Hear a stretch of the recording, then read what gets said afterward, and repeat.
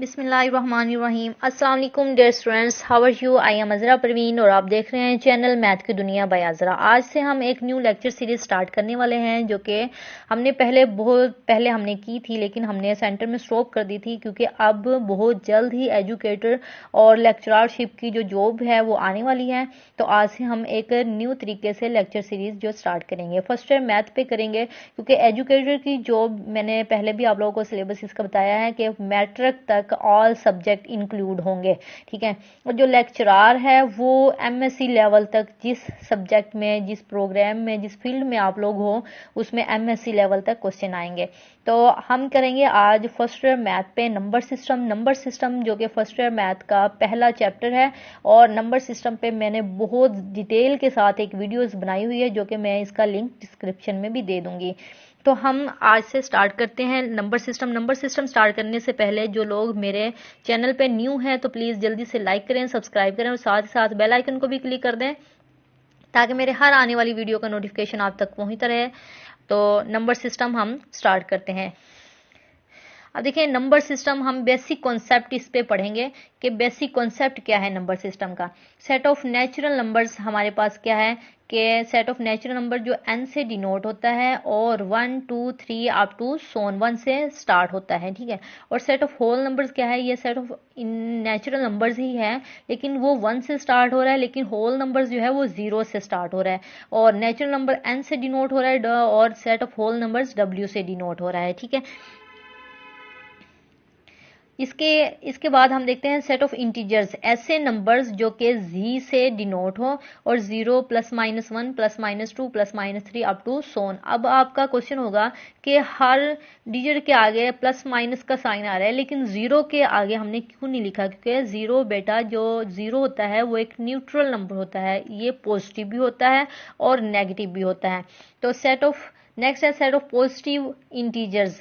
इसी से ही जो हमारे पास सेट ऑफ इंटीजर्स है ना, इसी से हमने पॉजिटिव इंटीजर्स निकाल लेने हैं 1 2 3 up to Son.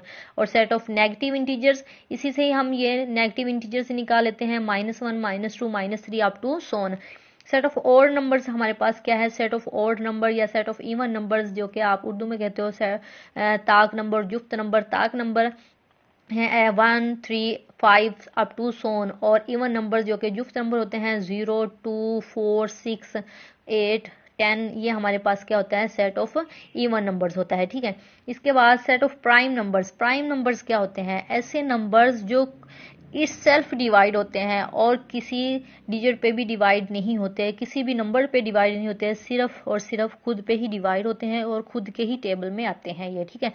Prime numbers P से डिनोट किया जाता है और इसमें 2 3 5 7 11, ठीक है, 13 17 19 अप टू सोन।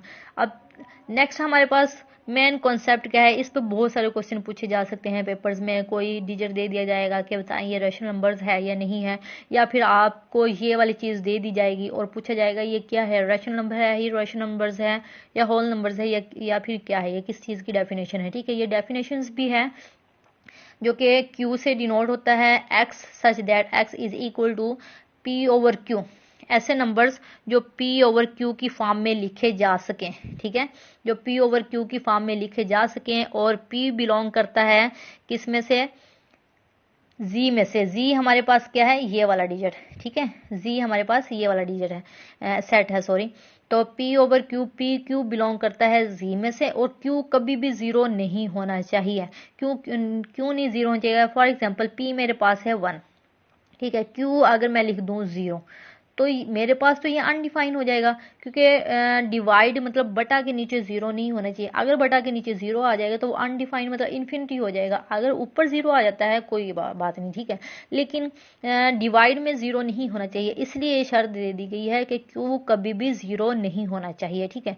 इसके बाद सेट ऑफ इरेशनल नंबर्स क्या है, ऐसे नंबर जो कि हम डिनोट करते हैं Q प्राइम से, रेशनल को डिनोट करते हैं Q से और इसको डिनोट करते हैं Q प्राइम से। ऐसे नंबर्स जो कि Q प्राइम से डिनोट होता है और जिसको हम P ओवर Q की फॉर्म में नहीं लिख सकते, और P Q बिलोंग करता है Z में से, यही कंडीशन इसकी, ठीक है, ये सेम है, और Q कभी भी 0 नहीं होना चाहिए। बस इसमें क्या है कि ये P ओवर Q की फॉर्म में लिखा जा सकता है, लेकिन ये P ओवर Q की फॉर्म में लिखा नहीं जा सकता। इसकी कुछ एग्जाम्पल देखते हैं हम।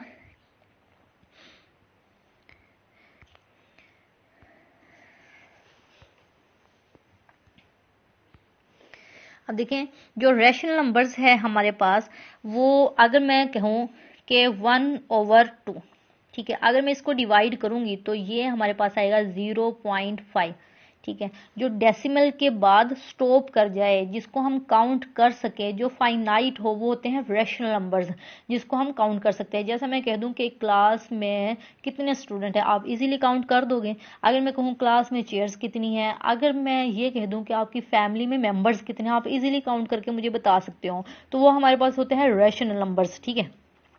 अब देखें, मैंने ये क्यों लिखा कि 1/2 0.5। अब 1 हमारे पास क्या है, P है, ठीक है, और 2 हमारे पास क्या है, Q है, ठीक है, P ओवर Q की फॉर्म में लिख दिया। इसी तरह से अगर मैं लिख दूं यहाँ पे 3/2, इसको मैं डिवाइड करूंगी, आंसर आएगा हमारे पास 1.5। अब देखिए, डेसिमल के बाद A 1 ही डिजिट है, इसको हम इजीली काउंट कर सकते हैं 1.5, ठीक है। इसी तरह से 5/2, तो ये हो गया है 2.5, ये भी रैशनल नंबर्स हैं, इजीली हम काउंट कर लेंगे, ठीक है। ये तो होगी एग्जांपल रैशनल नंबर्स की। इसके बाद हम देखते हैं इररेशनल नंबर्स। इररेशनल नंबर्स क्या है? अच्छा, इररेशनल नंबर्स लिखने से पहले मैं एक कॉन्सेप्ट आपको छोटा सा बता दूं कि अगर पेपर में पूछ लिया कि जाए कि 5 जो है वो रैशनल नंबर्स है या इररेशनल नंबर है, अब आप कहोगे कि डेफिनेशन तो ये थी कि P ओवर Q की फॉर्म में लिखा जा सके और P Q बिलोंग करता हो Z में से, और Q कभी भी 0 नहीं होना चाहिए। डेफिनेशन तो ये वाली थी, ठीक है। तो अब ये तो P ओवर Q की फॉर्म में है ही नहीं, क्योंकि ये तो P है। अब Q तो है ही नहीं। अब देखें, जिसका बटा कुछ नहीं होता उसका बटा क्या होता है, 1 होता है। अब देखें, ये P जो है वो 5 है, Q जो है वो 1 है, ठीक है। आंसर आ गया 5, तो हम इसको P/Q की फॉर्म में लिख सकते हैं। तो हमारे पास ये भी रैशनल नंबर्स हैं। इररेशनल नंबर्स देखते हैं। इररेशनल नंबर्स हमारे पास क्या है? ऐसे नंबर्स जिसको हम काउंट ना कर सके, जो कि डेसिमल के बाद बहुत सारे डिजिट उसके पीछे आ रहे हों, जैसे कि पाई है हमारे पास। पाई हमारे पास है, लेकिन ये रैशनल नंबर्स है या इररेशनल नंबर्स है? ये पाई जो है, ये तहकीक में आया है कि ये इसमें 2 मिलियन से ज़्यादा नंबर्स हैं, और इसके अलावा भी बहुत सारे डिजिट ऐसे हैं जो इसमें मतलब डेसिमल के बाद मौजूद हैं, ठीक है। पाई जो कि इररेशनल नंबर्स है, ये कभी भी रैशनल नंबर्स नहीं हो सकता। इसके अलावा हम एग्जांपल ले लेते हैं 2 का अंडर रूट, ठीक है। 2 का अंडर रूट 2 जो है वो है हमारे पास 1.41421 और अप टू सोन, ठीक है। ये इररेशनल नंबर है जो कि डेसिमल के बाद अप टू सोन है, जिसको हम काउंट नहीं कर सकते हैं। अब इसके अलावा 3 का अंडर रूट है हमारे पास। 3 का अंडर रूट हमारे पास समथिंग ये आंसर होगा 1.732 अप टू सोन, ठीक है। इसी तरह से 7 ओवर, अब देखें ये इरेशनल की वही थी ना कि जो P/Q की फॉर्म में ना लिखे जा सकते हों, ठीक है, जो कि इरेशनल हो, जिसको हम काउंट ना कर सकें। अब 7/5 का अंडर रूट है, ठीक है। इसको भी हम डिवाइड करेंगे तो ये हमारे पास डेसिमल के बाद बहुत सारे डिजिट ऐसे आएंगे जो कि जिसको हम काउंट नहीं कर सकते हैं, 1309 अप टू सोन, ठीक है। ये हमारे पास है irrational number. I hope students आप लोगों को समझ आ गई होगी कि रैशनल नंबर्स क्या है, इरेशनल नंबर्स क्या है। तो नेक्स्ट क्वेश्चन करते हैं। नेक्स्ट हमारे पास है set of real numbers. Set of real numbers क्या है? जो कि रियल नंबर सबसे बड़ा सेट होता है। रियल नंबर्स जिसमें यूनियन होता है रैशनल और इररेशनल। रैशनल जो P/Q की फॉर्म में लिखे जा सके, जिसको हम काउंट भी कर सकते हैं। इररेशनल का भी होता है, मतलब ये दोनों सेट को मिला के रियल नंबर्स हमारे पास बनता है। नेक्स्ट हमारे पास है टर्मिनेटिंग नंबर्स। अब टर्मिनेटिंग डेसिमल या टर्मिनेटिंग नंबर्स क्या है कि ये डेफिनेशन भी है, a decimal having finite numbers of digit in its decimal parts. मतलब ऐसे नंबर्स जो के पॉइंट के बाद मतलब डेसिमल के बाद ऐसे इतने नंबर्स हो जिसको हम काउंट कर सकें। ऐसे नंबर्स जो कि डेसिमल के बाद समथिंग नंबर्स आए, मतलब कुछ नंबर्स आए जिसको हम काउंट कर सके और स्टॉप कर जाएं, वो हमारे पास होते हैं टर्मिनेटिंग नंबर्स। ठीक है, इसी तरह से देखें 6884.76500 जो हमारे पास एग्जांपल्स जो है यही वाली है। अच्छा, एक और बात बता दूं, जो टर्मिनेटिंग हमारे पास होता है ना, अब देखें हमने जो रैशनल नंबर्स की डेफिनेशन क्या पढ़ी थी, जो कि पॉइंट के बाद डेसिमल के बाद हमारे पास स्टॉप कर जाए। ठीक है, और टर्मिनेटिंग की भी हम यही पढ़ रहे हैं कि ऐसे नंबर्स जो कि जिसको हम काउंट कर सकें और पॉइंट के बाद जो है स्टॉप कर जाएं। तो ये टर्मिनेटिंग डेसिमल है, ये रैशनल नंबर्स ही होता है। ठीक है, टर्मिनेटिंग डेसिमल रैशनल नंबर्स की ही एक एग्जाम्पल है, टाइप्स है ये। ठीक है, अब नॉन टर्मिनेटिंग डेसिमल क्या है? A decimal having infinite numbers digits decimal parts, मतलब जो पॉइंट के बाद अप टू सोन हो, जिसको हम काउंट ना कर सकें। ये किसकी एग्जांपल होगी? ये टाइप्स किसकी होगी? इररेशनल नंबर्स की होगी। ठीक है, टर्मिनेटिंग जो है वो रैशनल नंबर्स है, जो नॉन टर्मिनेटिंग है वो इररेशनल नंबर्स है। इसके बाद रिकरिंग डेसिमल हमारे पास क्या है? A decimal in which one और मोर डिजिट्स रिपीट इनफाइनाइटली, मतलब ये वही चीज होगी कि जो पॉइंट के बाद ऐसे नंबर्स जो कि रिकरिंग हो, रिकरिंग का मतलब ये है कि रिपीट होता हो, बार बार आता हो। आप देखिए 131313 बार बार आ रहे हैं ना अप टू सोन। अब हम क्या करेंगे? 3.13 पे बार लगा देंगे। बार का मतलब क्या हो गया कि ये दो डिजिट जो है ये बार बार रिपीट हो रहे हैं। ठीक है, तो ये रिकरिंग डेसिमल जो है या पीरियोडिक डेसिमल, ये रैशनल नंबर्स की ही एक टाइप्स है। अब देखिए 1.12 ठीक है, ये आ रहा है ना, तो हम इसको लिख सकते हैं 1 2, ठीक है, और 1, इसके ऊपर बार लगा सकते हैं हम। 1 2 1 इस पे बार लगा देंगे, तो ये हमारे पास रिकरिंग और पीरियोडिक डेसिमल हो जाएगा। इरेशनल नंबर्स हमने पहले किया है कि जो non terminating and non recurring जो नंबर्स होते हैं, इसमें हम लिख सकते हैं कि नॉन टर्मिनेटिंग हमने किया है ना, ये इरेशनल की ही टाइप्स है, और नॉन रिकरिंग भी, जो कि पॉइंट के बाद अप टू सोन हो, जिसके हम काउंट ना कर सके। आप देखें इसमें पाई लिखा हुआ है, पाई जो है वो एक ऐसा नंबर्स है जिसको हम काउंट नहीं कर सकते। ठीक है, और एन का अंडर रूट, स्क्वायर रूट में एन लिखा हुआ है, where N is prime number. Prime number क्या है? प्राइम नंबर हमने पढ़ा है अभी अभी, ये वाले जो प्राइम, इनमें से कोई भी डिजिट अगर एन स्क्वायर रूट के अंदर लिख दिया जाए तो ये हमारे पास इरेशनल नंबर्स है। अब ये पेपर में पूछा जा सकता है कि आपसे कहा जाए कि जो 13 का स्क्वायर रूट 13 है वो रैशनल है या इरेशनल है, तो आप इजीली बता दोगे कि ये इरेशनल है। ठीक है, अब रैशनल नंबर्स क्या है? टर्मिनेटिंग और रिकरिंग। इरेशनल नंबर क्या है? नॉन टर्मिनेटिंग और नॉन रिकरिंग। अब रैशनल नंबर क्या है? टर्मिनेटिंग और रिकरिंग। ठीक है, ये इसकी एग्जांपल है। इसके बाद नेक्स्ट हम देखते हैं unary operation, an operation which converts one numbers into other. ऐसे नंबर्स जो कि एक नंबर इनटू दूसरे नंबर्स में कन्वर्ट हम कर सकते हैं। फॉर एग्जांपल स्क्वायर रूट, ठीक है, फॉर एग्जांपल स्क्वायर रूट है हमारे पास, ये रहा, सॉरी, स्क्वायर रूट, ट्रिग्नोमेट्रिक, जो कि हम इसमें पढ़ेंगे, जो 9 चैप्टर से स्टार्ट हो रहे हैं हमारे पास, ट्रिग्नोमेट्रिक पढ़ेंगे हम। आप लोगों ने फर्स्ट उसमें 10th क्लास में ट्रिग्नोमेट्रिक पढ़ी है, और ऑपरेशंस, डेरिवेटिव, इंटीग्रेशन, जो कि सेकेंड ईयर में हम इसको पढ़ेंगे। अब है बाइनरी ऑपरेशन। बाइनरी ऑपरेशन जो है वो 0 और 1 भी हम उसको कह सकते हैं, अगर कंप्यूटर की लैंग्वेज में देखें 0 और 1।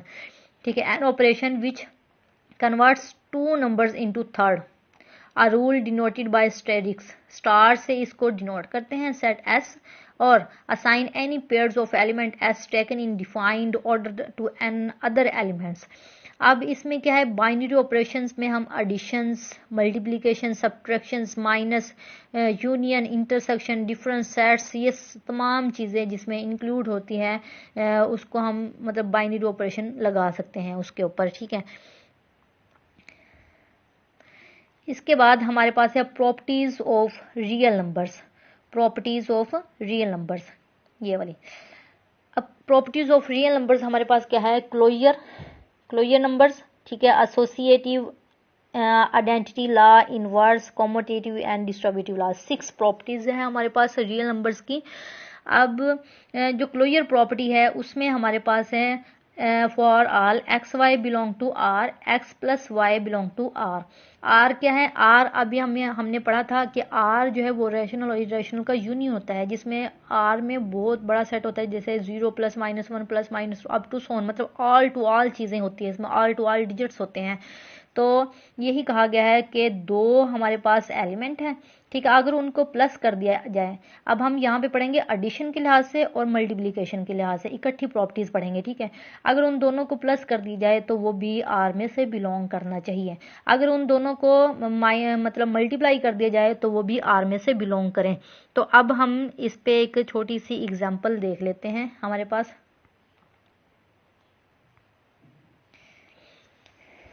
देखिए आर है हमारे पास, फॉर एग्जाम्पल मैं ये एक सेट ले लेती हूँ, +-1 +-2 अप टू सोन, ठीक है।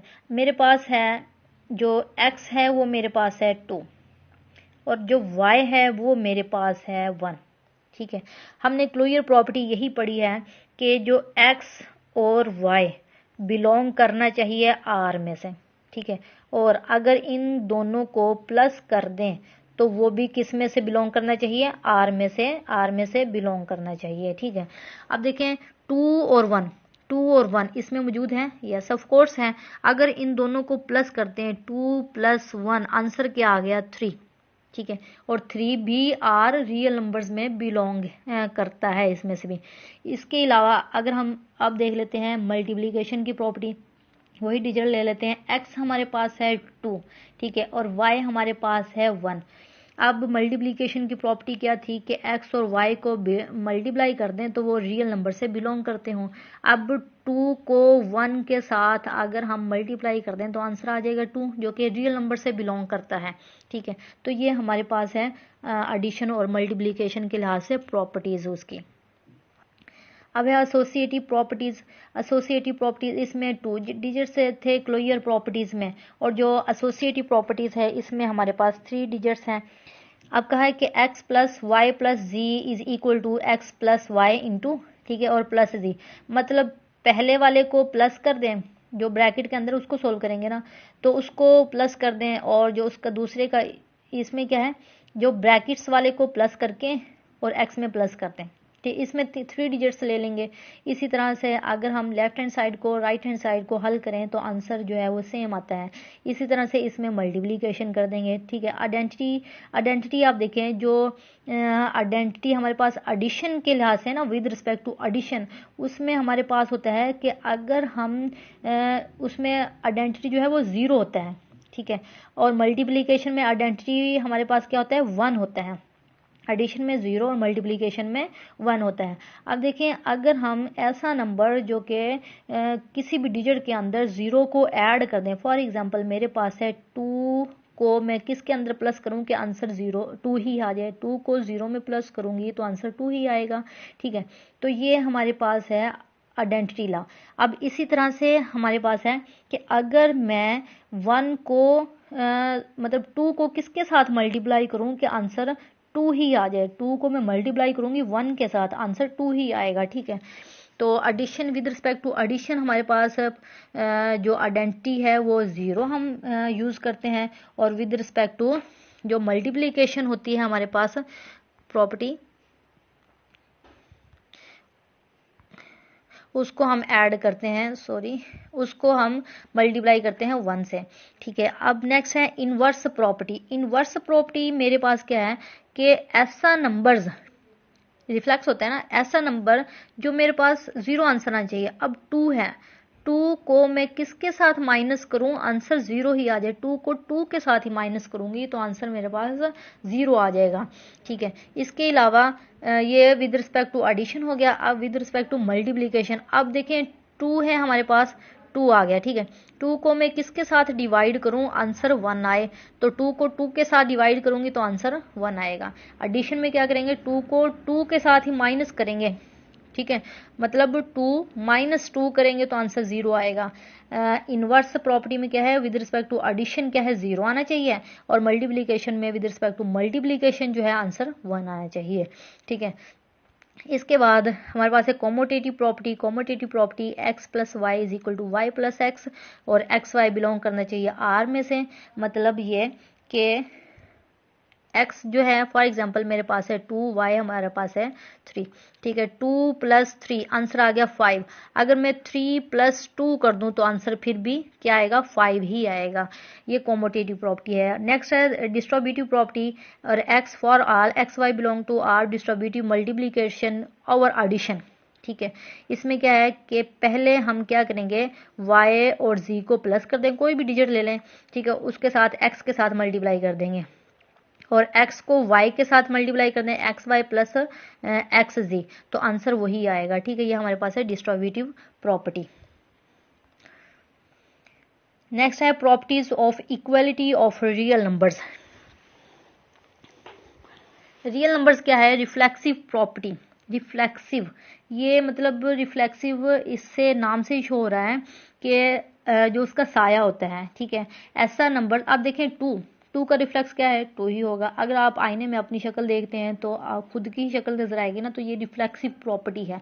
अगर मैं 2 ले रही हूँ तो आंसर इज इक्वल टू में भी 2 ही लूंगी, अगर मैं 3 ले रही हूँ तो इज इक्वल टू में भी 3 ही लूंगी। ठीक है, इसके बाद है सिमेट्रिक प्रॉपर्टी। सिमेट्रिक प्रॉपर्टी हमारे पास क्या है कि 2 नंबर्स है जो कि आर में से बिलोंग करते हैं, और एक्स जो कि वाई है, वाई के इक्वल, और वाई जो है एक्स के इक्वल। अब 2 मेरे पास पेंसिल है। ठीक है, 2 पेंसिल है, इक्वल है, एक जैसी है दोनों। ठीक है, तो मैं कहती हूँ कि पहली पेंसिल दूसरी के बराबर है, दूसरी पेंसिल पहली के बराबर है। या 2 फ्रेंड्स हैं, ठीक है, पहला दूसरे का फ्रेंड्स है, दूसरा पहले का फ्रेंड्स है। तो ये हमारे पास है सिमेट्रिक प्रॉपर्टी। ट्रांसिटिव प्रॉपर्टी क्या है, जो एक्स वाई और z इसमें 3 डिजिट है। ठीक है, इसमें r में से बिलोंग करते हो, और पहला जो है वो दूसरे के इक्वल हो, दूसरा तीसरे के इक्वल हो, और पहला तीसरे के इक्वल हो। मतलब 3 दोस्त हैं, पहला दूसरे का है, दूसरा तीसरे का फ्रेंड है, और तीसरा जो है वो पहले का फ्रेंड है। ठीक है, या फिर हम एग्जाम्पल इसकी भी एग्जाम्पल ले लेते हैं, पेन की या पेंसिल की। ठीक है, तो ये तीनों जो है वो एक दूसरे के इक्वल है। इसके बाद है एडिटिव प्रॉपर्टी। एडिटिव प्रॉपर्टी हमारे पास क्या है कि 3 नंबर्स हैं, आर में से बिलोंग करते हैं। ठीक है, X is equal to Y. अब हम एक कॉमन एलिमेंट लेंगे जो कि दोनों में ही ऐड करेंगे। ठीक है, अब देखें x is equal to Y है। अब हम x के अंदर जो चीज़ ऐड कर रहे हैं वही हमने y के अंदर ही ऐड करनी है। अब देखिए मेरे पास है, मैंने कहा है कि x is equal to Y है। ठीक है, x में अगर मैं z को प्लस कर रही हूँ तो इधर से हम करेंगे y में भी z को प्लस करेंगे। ठीक है, अब मैं ले रही हूँ 2, यहाँ पे मैं ले रही हूँ x जो है वो 2 के इक्वल है, y जो है वो 3 के इक्वल है। ठीक है, y जो है वो 3 के इक्वल है। अब हम क्या करें कि यहाँ पे अगर मैं ऐड करवा रही हूँ 1 को, तो यहाँ पे भी ऐड करवाऊंगी 1 को। ठीक है, 3 इज इक्वल टू 4। तो ये हमारे पास प्रॉपर्टीज है।